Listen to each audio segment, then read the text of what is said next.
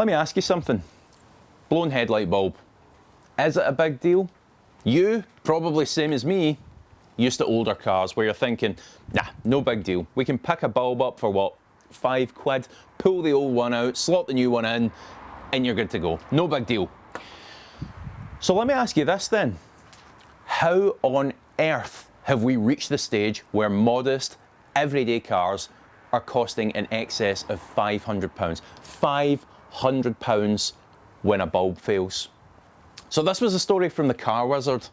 So he gets this 2017 Mark III Ford Focus in, right? And the back left light, it's not working. This thing's been round the houses.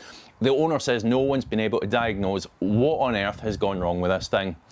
So you start as any sane person would. You swap out the bulb. Okay, maybe a bit obvious. Doesn't fix it. You check the switch. Oh good, no problem there. So you start to think, all right, well, we've got a faulty light assembly. Happens from time to time. But on closer inspection, you get it out, you find the continuity of it is good, and when you feed the pins with power, all the bulbs are lighting up exactly as they should. Even weirder, you swap that light over, bear in mind it was the left-hand light, you swap it over to the right-hand side and you use the right-hand connector pin. And the whole thing lights up exactly as it should. So there's no problem with this rear light assembly. So naturally at this point, if we were talking about an older car, you're thinking, okay, right, well, you know, we've got a faulty wire somewhere, either between the battery and the switch, or the switch and the light unit itself. And you can trace it back. Eventually you'll find it. It's a simple enough circuit. We've got a faulty wire. Again, it happens. Now this is where you'd be wrong when it comes to a lot of modern cars, including this humble Ford Focus. Because if you look at a wiring diagram for one of these, or many other modern cars, as I say, you're going to find that the power, not just for every single light bulb in the car, but the windows, the locking system, the alarm, and so on, they all go to this computer box. They're routed through this computer. Now this computer box is known as the body control module, or the BCM, and it sits under the dash, and its job is to send power out to all these different systems throughout the car. Now if you remove the wire running back to that faulty light from the BCM and you manually apply power onto the end of it, that light's turning on exactly as it should. Take that same wire, plug it back into the BCM, it's dead again. Even if you connect it up to the diagnostic equipment and try and force that light on, you try and force the BCM to send power, it's dead. Either the circuitry or the software inside that body control module has failed. Nothing you're going to do is going to bring this thing back to life. The only fix is a brand new BCM from Ford, in this case, at a cost of £500. £500 plus fitting. That new BCM is then going to need to be coded to the car by the main dealer, using their software of course, at an additional cost. So realistically what we're getting up to £650, maybe £750 to make a light bulb work. Just let that absurdity wash over you for a moment. £750 to make a light bulb work because it's run by a computer. What business does a computer have running a light bulb? Think about this. We're referring here to a 2017 car, right? It's still got a decent amount of residual value.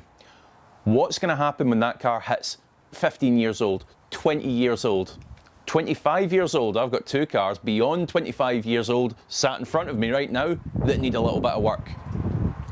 Even if mechanically it's still okay, something as simple as a light bulb going out may well have you questioning whether it's actually worth fixing. We've all got a tendency of thinking it's going to be one of these big components, round about my feet here, it's going to be the engine, it's going to be the gearbox that lets go, and that's eventually going to write the car off, that's going to take it off the road. But the thing is, it could be something far less assuming because of the complexity of most modern cars. However, herein lies the modern opportunity.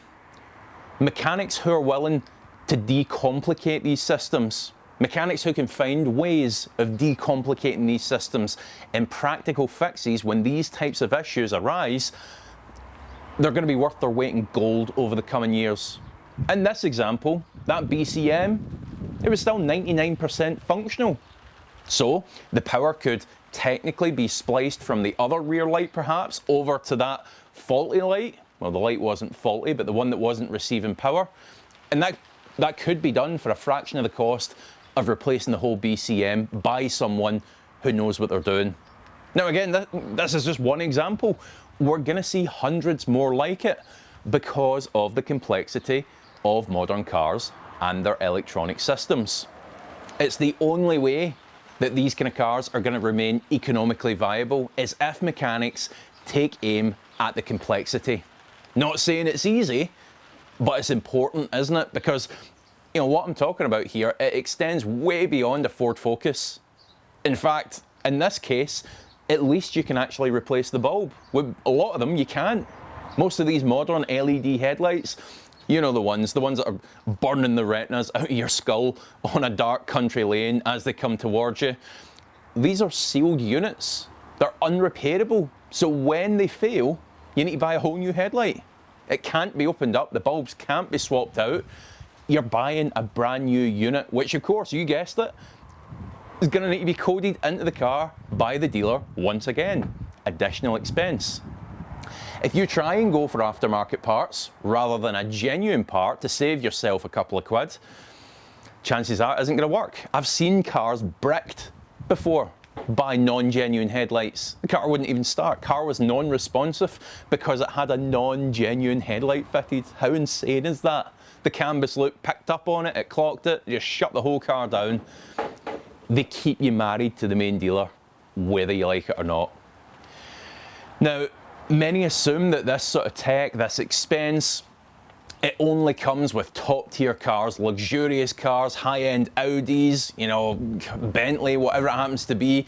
They assume that this kind of expense and this kind of complexity is only going to come hand in hand with those sorts of car.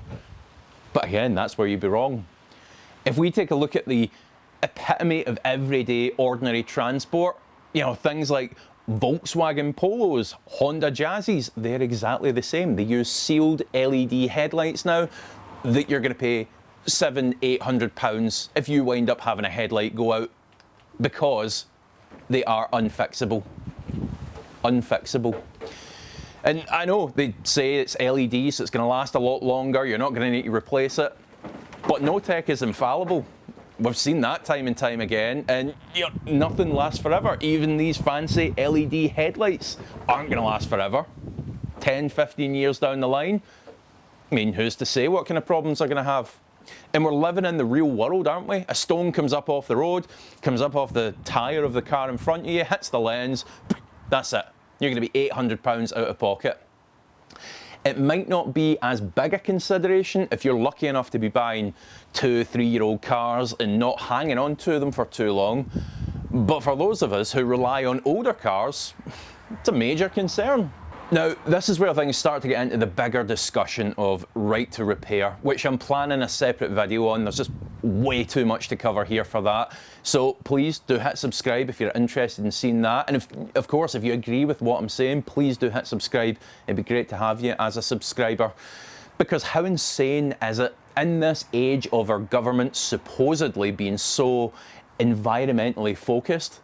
How have we regressed so far from making long-lasting, repairable components, headlights in this case, to throwaway parts that just cannot be repaired? Now, in the meantime, please do remember one of the channel sponsors we have here is Vehicle Score. Now, they very kindly provide 20% off their HPI checks. This is your ammo in a sea full of dodgy sellers, so please do have a look at their services. Great company, run by great people, and you get their HPI check with the discount for what? The equivalent of a couple of cups of coffee nowadays. Thank you so much for watching. Please do hit the like button if you've enjoyed this. Let me know your thoughts in the comments section below, and I'll see you next time.